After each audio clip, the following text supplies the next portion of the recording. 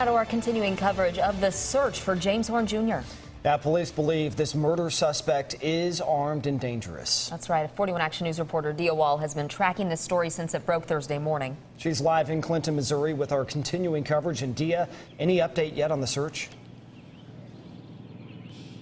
None whatsoever, Patrick and Lindsay. We are still waiting to get more information from any of the agencies that are now looking for Horn and investigating the crimes that he's accused of committing. We are at that Clinton home where Sandra Sutton and her 17-year-old son, Zach, were found yesterday morning by a family member. The neighbor in the area here tells me that her brother, two of her brothers, in fact, and her sister-in-law were actually the ones who found them. And we are, of course, staying on top of this story. Right now, the Henry County Sheriff's Office is leading the investigation along with the Clinton Police Department.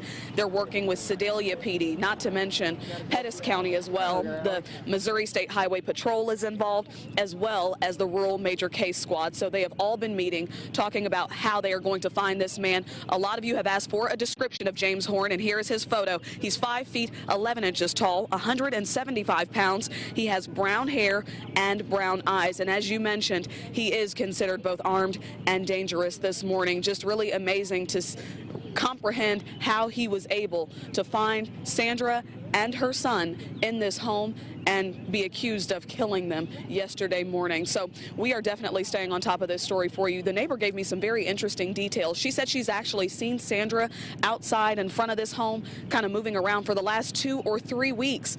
You'll remember this all started with her 911 call on April the 30th. So it could mean that she's been here for quite some time. And again, she denied protection by police, even though she was advised by victims advocates. So it's just very tragic what happened here, or what's, police say happened this morning. So we're going to continue to follow this story and try to talk to law enforcement as the sun continues to come up. We're reporting live in Clinton this morning. Dia Wall, 41 Action News.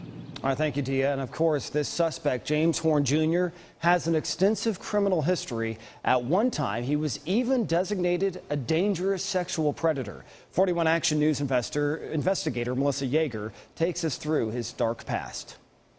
Horn Jr. has a sordid history of hurting women with whom he's been intimately involved with, starting with his first wife. After she filed for divorce back in 1991, he kidnapped, bound, and raped her. She didn't file a police report, but he checked into a mental health facility. Court records show he told counselors that, quote, he had a need to punish those who love him.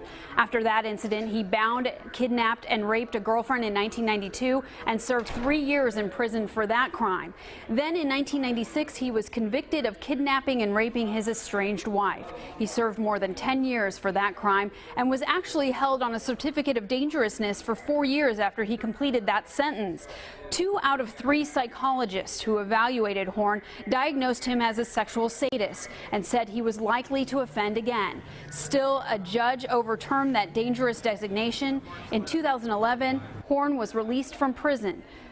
We know Horn served in the Marines, enlisting in 1985. He was honorably discharged in 1989 with the rank of corporal.